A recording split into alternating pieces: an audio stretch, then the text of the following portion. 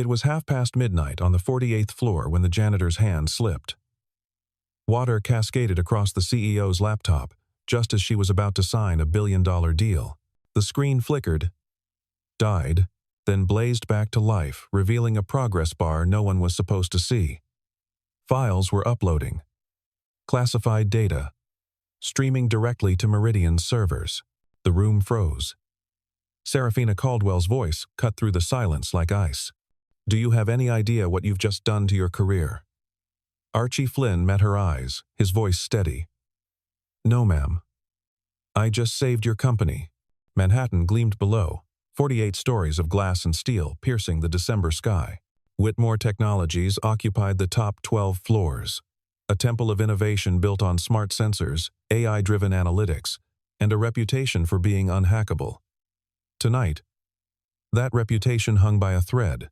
Serafina Caldwell stood at the window of the executive boardroom, watching her reflection superimposed over the city lights. 34 years old, the youngest CEO in Whitmore's history, the loneliest person in the building. She'd earned this office through brilliance and sacrifice. Clawing her way up after her mother's death left her with nothing but a silver ring and a warning she'd never fully understood. Trust the right people, not the powerful ones. Her mother had whispered those words in a hospital bed, her hand weak in Serafina's grip. 10 years later, Serafina still wore the ring, but she'd learned to trust no one. Tonight's deal would cement her legacy.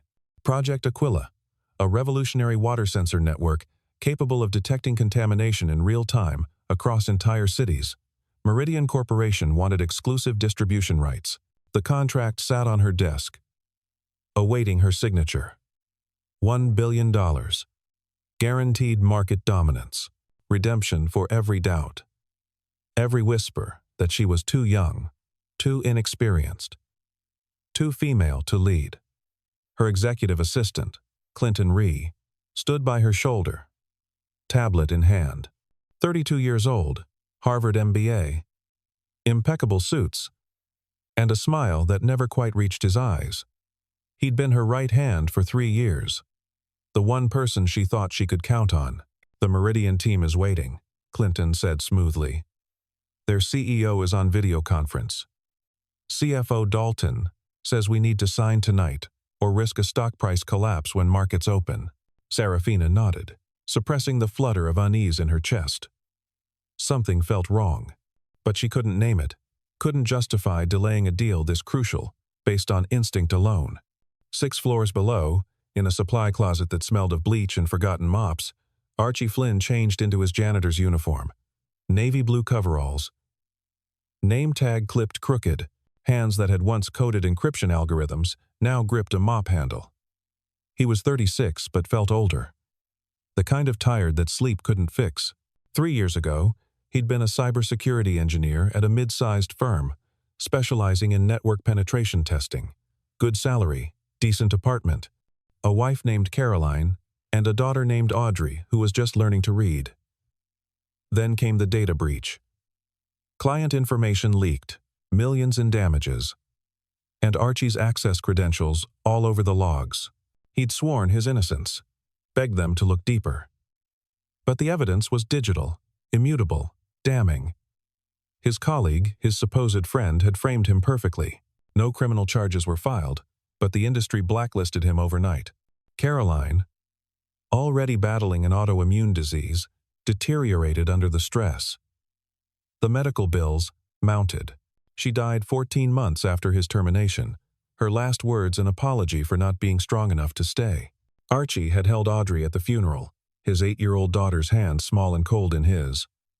He'd promised her they'd be okay, that he'd find a way. Janitorial work didn't require background checks. It paid enough to keep their queen's apartment and put food on the table. Audrey never complained. She drew pictures of robots and asked questions about how water remembered things. "Daddy, Mrs. Chen, says water has memory.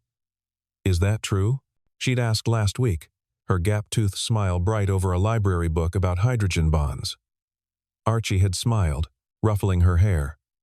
"In a way, sweetheart. Water carries information. It moves through systems, leaves traces, If you know how to look, you can see where it's been. He didn't tell her that he looked for traces every night in this building, that his mop and bucket were cover for something else. He'd noticed things. Small things. A network cable installed in the wrong panel. Signal lights blinking in patterns that didn't match standard traffic. Equipment deliveries logged to a contractor whose license had expired 6 months ago. He'd reported it to building security. They'd ignored him. He was just the janitor. Midnight crept toward 1 a.m. The executive floor hummed with tension. Serafina sat at the head of the conference table, her laptop open, the contract glowing on screen. Across from her, projected on the wall-mounted monitor, Oliver Grant smiled from Meridian's Los Angeles headquarters. Silver hair, expensive suit, the confident air of a man who always got what he wanted. "Miss Caldwell," Grant said, his voice smooth through the speakers. "Shall we make history?" Serafina's finger hovered over the trackpad. One click. One signature. Everything she'd worked for.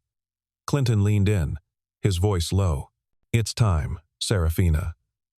Don't let fear hold you back." Fear. The word stung because it was true. She was afraid. Afraid of making the wrong choice. Afraid of being her mother, trusting the wrong person and paying with her life. Her mother had trusted a business partner who'd embezzled everything. The stress had triggered the heart attack that killed her. Serafina clicked the signature field. Outside the glass wall, Archie Flynn pushed his cleaning cart down the corridor.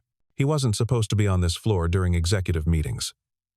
But tonight, he'd timed his rounds deliberately.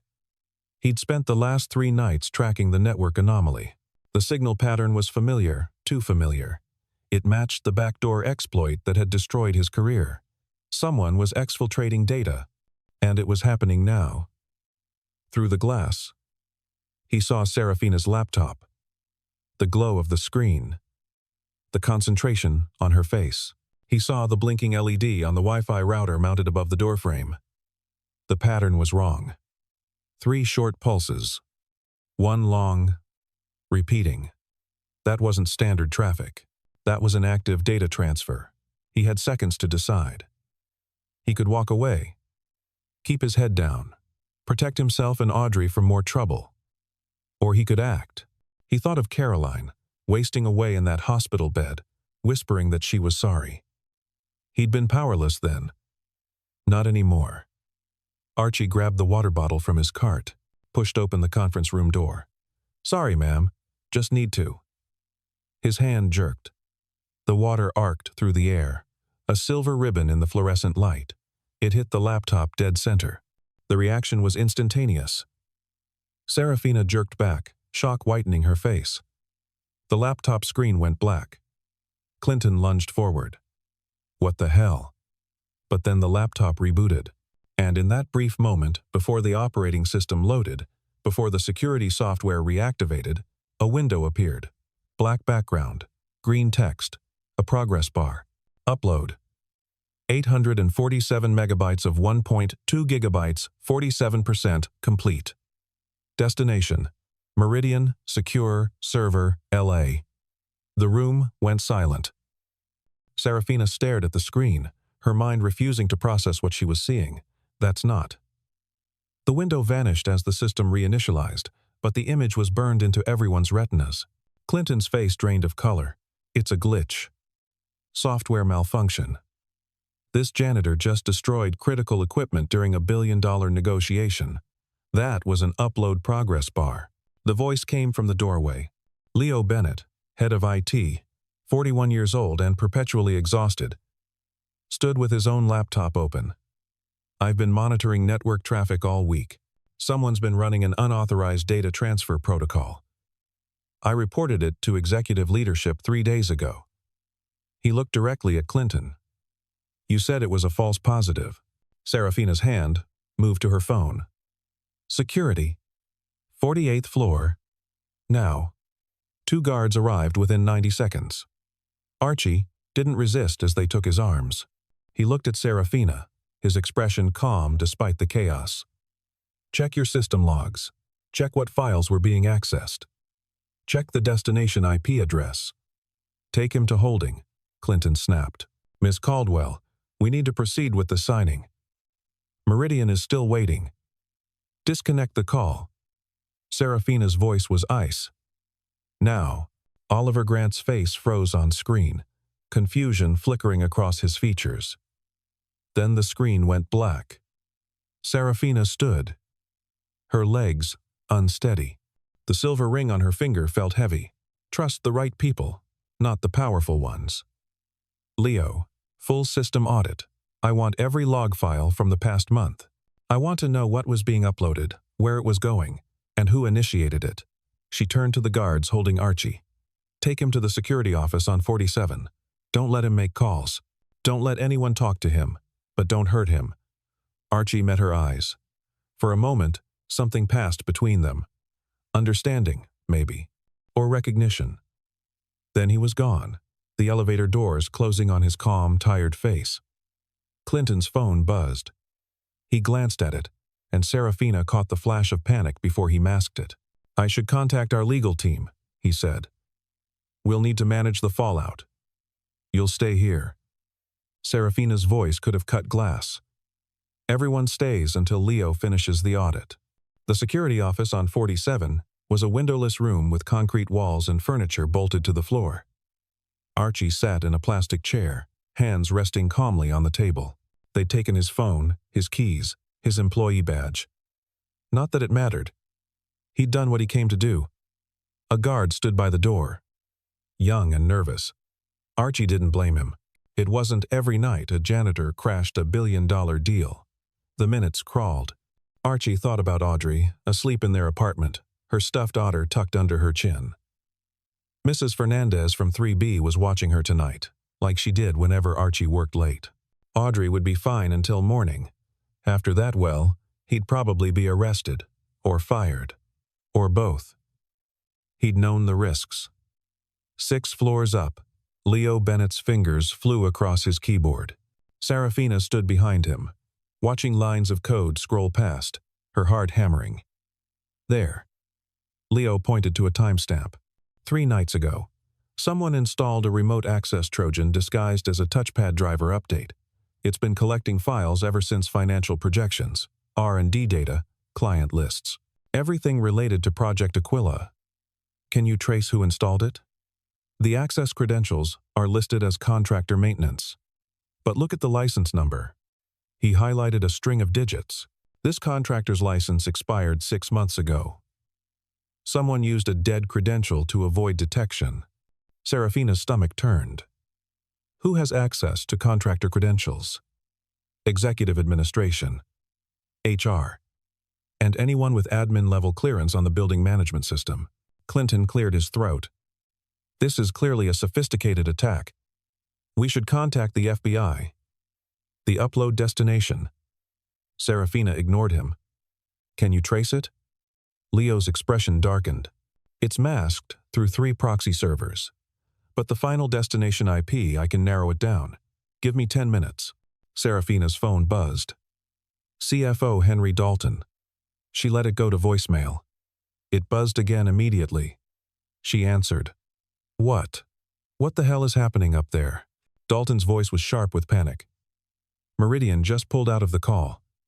Grant is furious. Our stock is going to tank when this leaks. We have a data breach, Henry. Someone's been stealing Aquila files for days. Silence. Then, carefully, are you sure? Maybe it's a technical error. I'm looking at the logs right now. Serafina. Dalton's voice dropped to an urgent whisper. Think about what you're doing. If word gets out that our security was compromised, we'll lose every investor. The board will have your head. Sign the Meridian deal. Bury this. We can investigate quietly afterward. Serafina looked at the screen, at the evidence of betrayal glowing in green text. No, you're making a mistake. She hung up. Turned to the guards. No one leaves this floor. I don't care who they are or what excuse they give. No one. Clinton's phone buzzed again. He silenced it, but not before Serafina caught the caller ID. Unknown number. Leo's computer chimed. Got it. The final destination server is registered to a shell company in Delaware. But the billing address... He stopped. Looked up at Serafina. It's Meridian Corporation headquarters. Los Angeles office. Same building where Grant made that call from. The room tilted. Serafina gripped the back of Leo's chair. That's impossible. Why would Meridian steal data for a deal they're already signing? Unless, Leo said slowly, they were never planning to pay for it. Serafina took the elevator down one floor alone. The guards outside the security office straightened as she approached. Open it. The door swung inward. Archie Flynn sat exactly where they'd left him, looking tired but unsurprised. Serafina dismissed the guard with a glance. The door closed. She stood across the table from him, this man who'd upended her entire world with a bottle of water. Who are you? Her voice was quiet. Dangerous. Really? Archie met her gaze. My name's Archie Flynn. I'm 36. I have a daughter named Audrey. She's 8. She likes robots and science experiments and thinks water has memory. That's not what I'm asking. I know. He leaned back, the chair creaking. 3 years ago, I was a cybersecurity engineer, network penetration specialist. I was good at my job. Too good, maybe. Made someone nervous. He told her everything. The data breach. The framing. Caroline's deterioration and death. The blacklist. The janitorial work. Serafina listened without interrupting.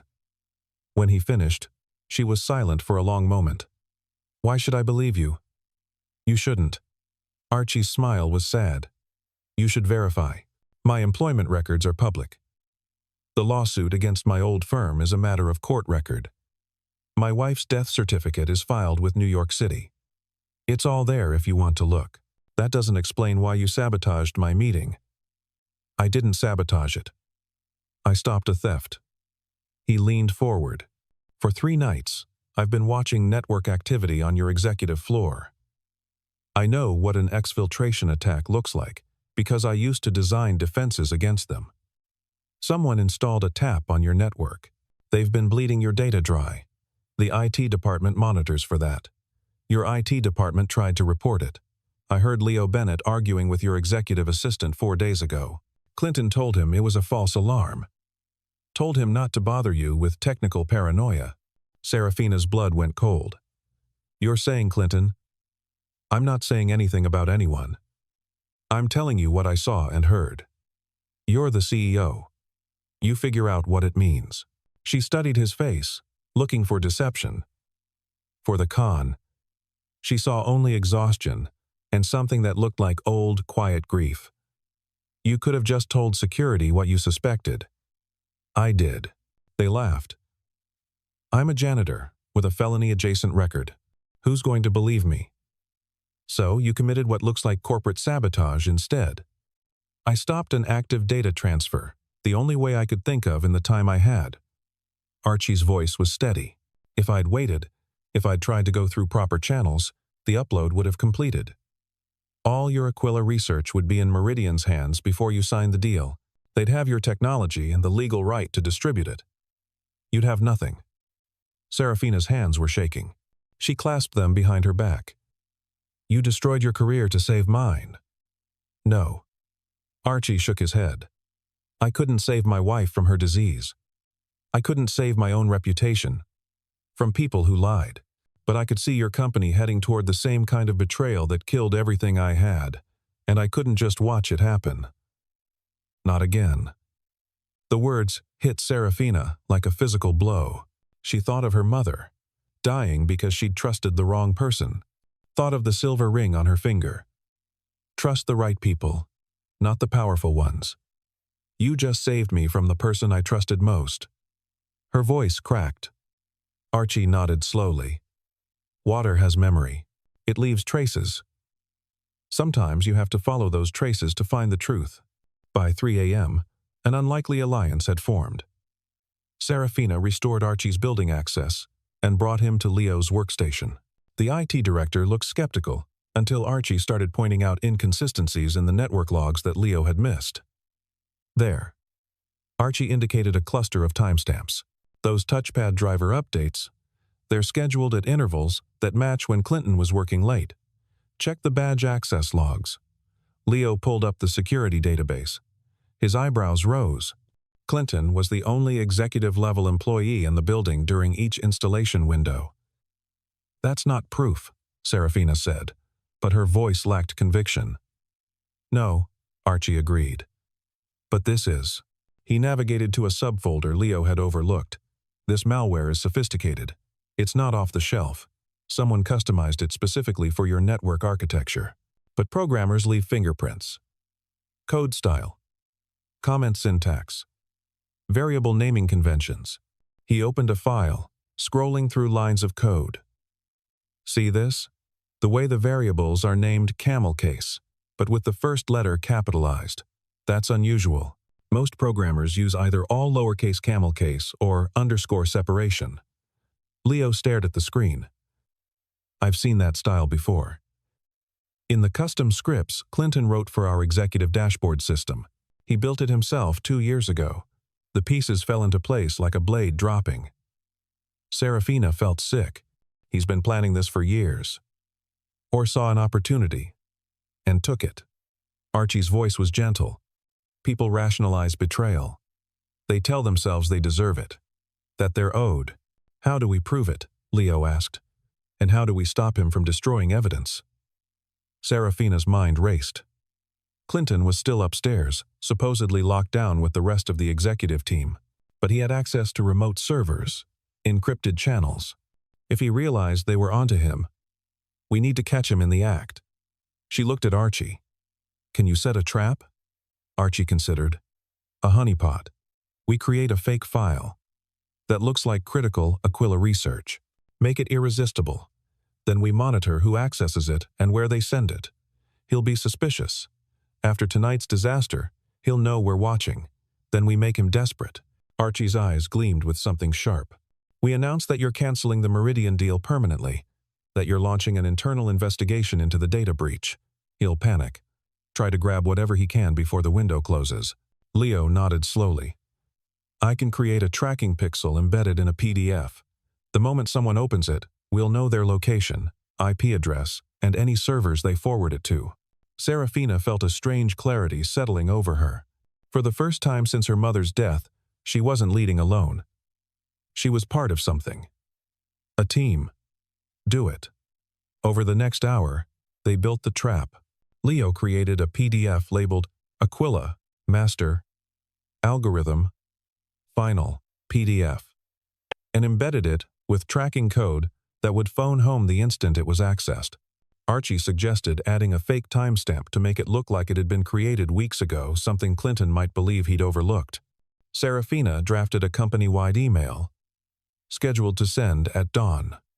Subject: Meridian deal. Cancelled internal security. Review initiated. At 4:30 a.m., they were ready. Serafina looked at the two men beside her. A janitor who'd lost everything, and an IT director no one listened to. If this works, it'll destroy Clinton, probably Henry Dalton too, if he's involved. The board will be furious. They might force me out. Then you'll land somewhere better. Archie's smile was tired, but real. People who do the right thing usually do. She almost laughed. You lost your career doing the right thing. No. I lost my career because I stayed silent when I should have fought. I'm not making that mistake again. Serafina pressed send. The email hit every Whitmore employee's inbox at 6 a.m. By 6:15, Serafina's phone was exploding. Board members, investors, department heads. She ignored them all. At 6:20, Clinton appeared at Leo's door, his suit rumpled, his face pale. Serafina, we need to talk. This email, you can't be serious. Canceling Meridian will destroy us. We were being destroyed already. She didn't look up from the monitor.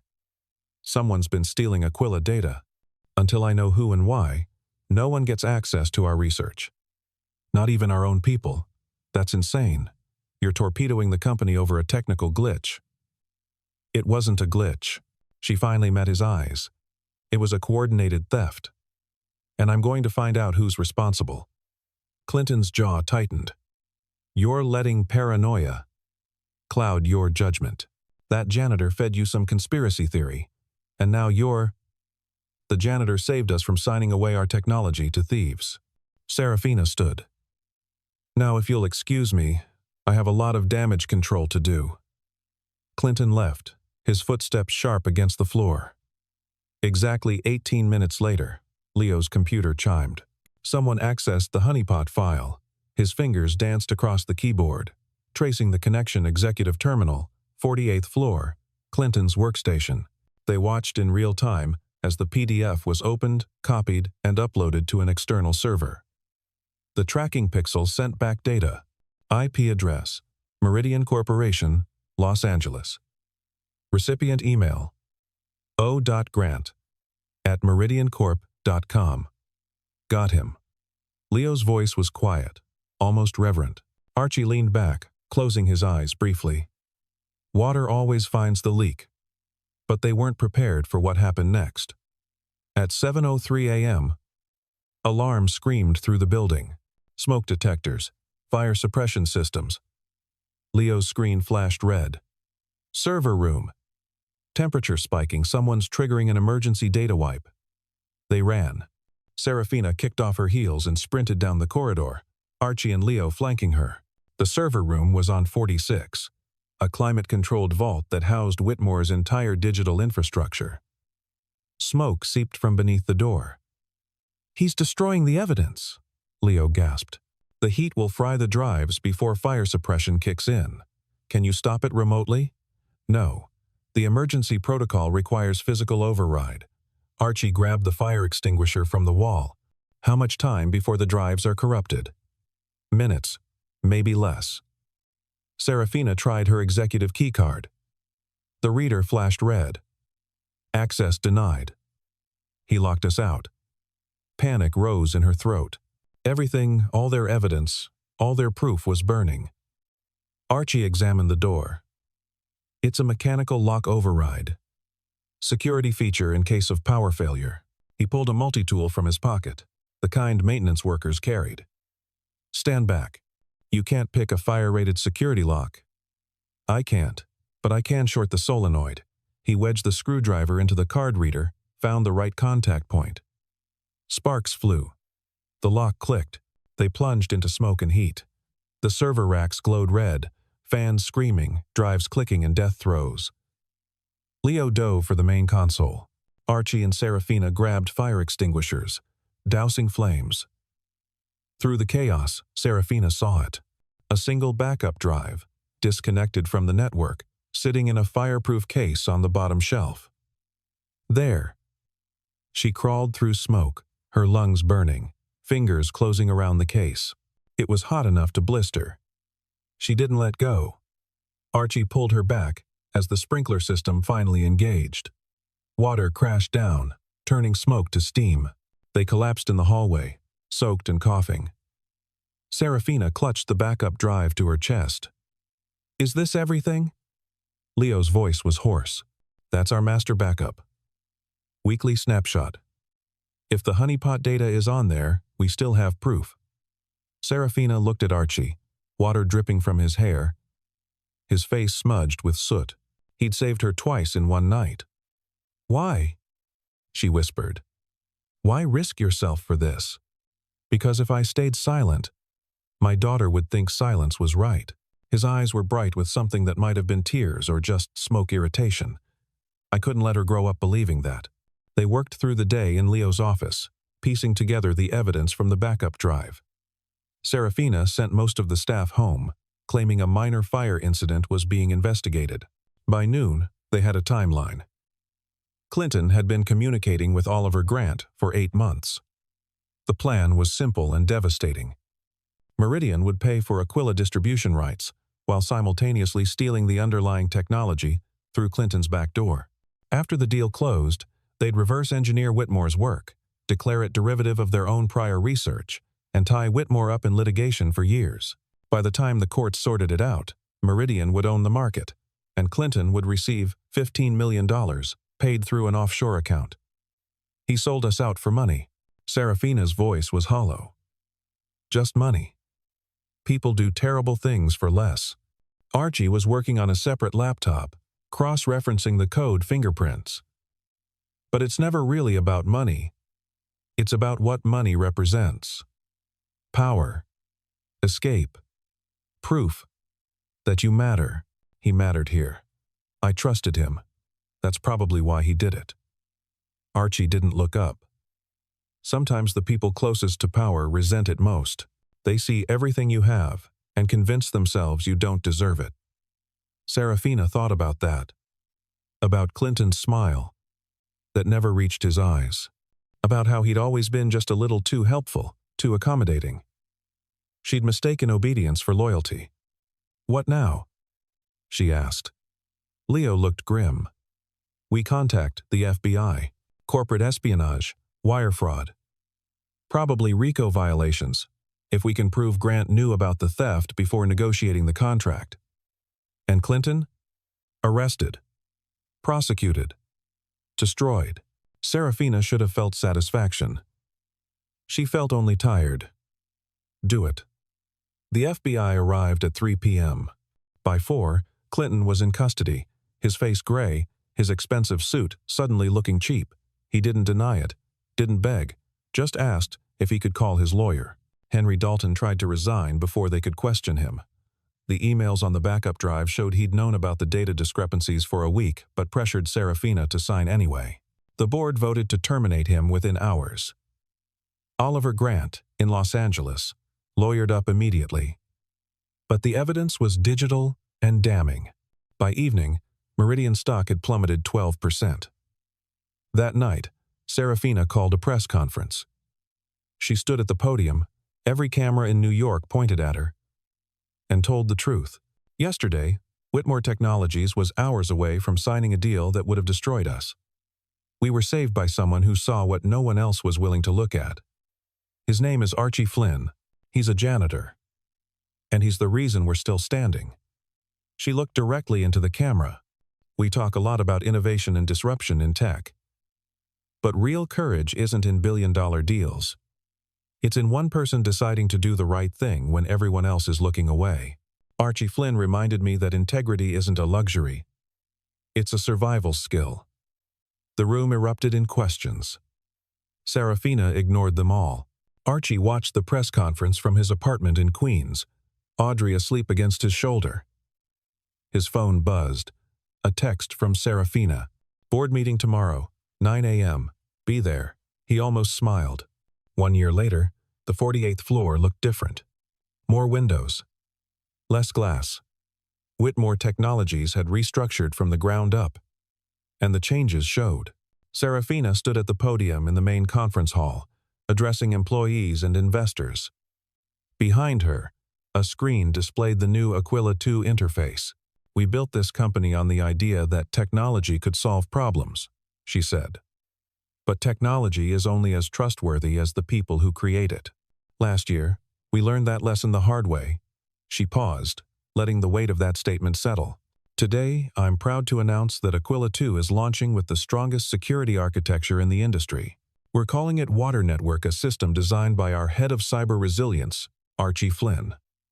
Applause filled the room. Archie stood from his seat in the front row, uncomfortable in a suit but smiling despite himself. He'd spent the last year rebuilding Whitmore's security from scratch, working with Leo to create something genuinely innovative. The Water Network wasn't just secure, it was self-healing.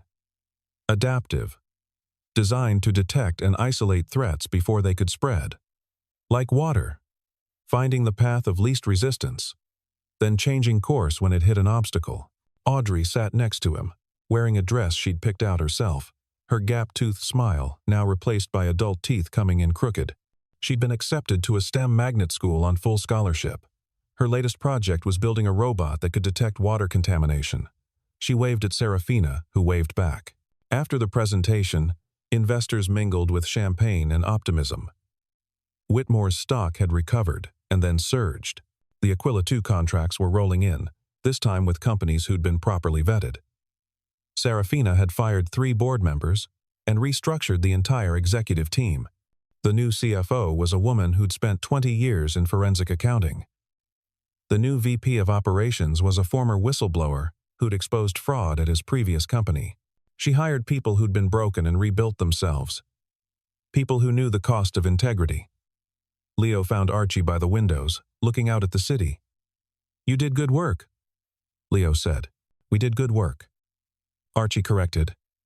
"Couldn't have built this without you. Couldn't have saved the company without you." Leo raised his glass. "To janitors who see too much." Archie laughed.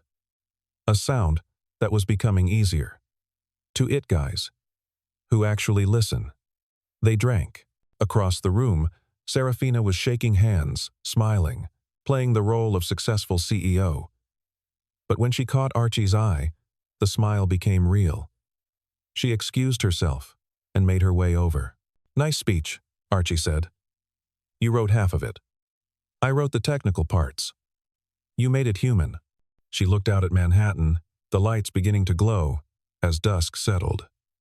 "I've been thinking about what you said. About water having memory. Audrey's theory, not mine. Maybe, but I think you were right. Water carries traces, leaves marks. You can see where it's been if you know how to look." She touched the silver ring on her finger. "My mother told me to trust the right people. I spent 10 years trusting no one. Then a janitor spilled water on my laptop and taught me what she really meant." "What was that?" "Trust isn't about power. It's about truth. The right people are the ones who tell you what you need to hear, not what you want to hear." Archie nodded slowly. "Your mother sounds wise." "She was. I wish she could have met you." "She did, in a way. You carry her with you." "I can see it." Serafina's eyes stung. She blinked hard. "Thank you. For everything you risked. Thank you for listening when no one else would." They stood in comfortable silence, watching the city lights multiply. Audrey bounded over, her dress already wrinkled. "Mr. Leo showed me the server room. It's so cool. Can we build a water network at home?" Archie ruffled her hair. "We live in a one-bedroom apartment, kiddo. Not much network to secure. But we could practice." She looked at Serafina hopefully. "Miss Caldwell, can you tell my dad it's educational?" Serafina laughed. "I think your dad knows that anything you're interested in is educational." "See?" Audrey beamed. "She gets it." As the evening wore on, people drifted home. The conference hall emptied. Serafina lingered, not quite ready to leave. The rooftop was technically off-limits after hours, but Serafina had the executive override code. She found Archie there, leaning against the railing, watching the city breathe. "Couldn't sleep?" she asked, joining him. "Old habit. Used to come up here during night shifts. City looks different from up here. Quieter. Rain began to fall, light and soft. Just a mist, really. Not enough to drive them inside." Serafina closed her eyes, feeling it on her face. "It's raining." Archie smiled. "Seems appropriate." "Why?" "Rain tonight. Rain the night everything changed. Water remembers." She opened her eyes, looking at him. "That night, I wanted to destroy you. Have you arrested? I was so sure you'd sabotaged me." "I know. How did you stay so calm?" "I wasn't calm. I was terrified. But I've learned that fear doesn't mean you're wrong. Sometimes it means you're exactly where you need to be." The rain picked up slightly, drops catching the light from the city below. Serafina thought about the past year. The investigations, the restructuring, the sleepless nights rebuilding everything she'd thought was solid.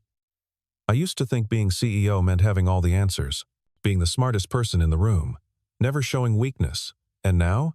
Now I think it means hiring people smarter than you and trusting them to tell you when you're wrong." She turned to face him fully. "You changed how I lead. How I think about power. About trust. You changed how I think about giving up." Archie's voice was quiet. "I'd accepted that I'd always be invisible. That what happened to me was just how the world worked. You proved that wasn't true. We proved it together." The rain fell harder, soaking them both. Neither moved. That night, Serafina said, "When you poured water on my laptop, you said you were saving my company. But I don't think that's the whole truth. No? I think you were saving yourself too, proving that silence wasn't the answer. That you still mattered." Archie was quiet for a long moment. Then he nodded. "Maybe you're right. Maybe I needed to save something to prove I could. And did you? Prove it?" "Yeah." He smiled, and it reached his eyes. "Yeah, I did." They stood in the rain. Two people who'd been broken in different ways, rebuilt through water and fire and truth. Serafina thought about her mother's ring, about trust and power and the right people. She'd found them, not in boardrooms or power structures, but in a janitor who saw what others missed and an IT director who refused to stop asking questions. "We should go inside," she said. "Probably." Neither moved. "Archie? Yeah? Thank you for the water." He laughed. A real laugh that carried over the rain and the city noise. "Thank you for listening to what it had to say."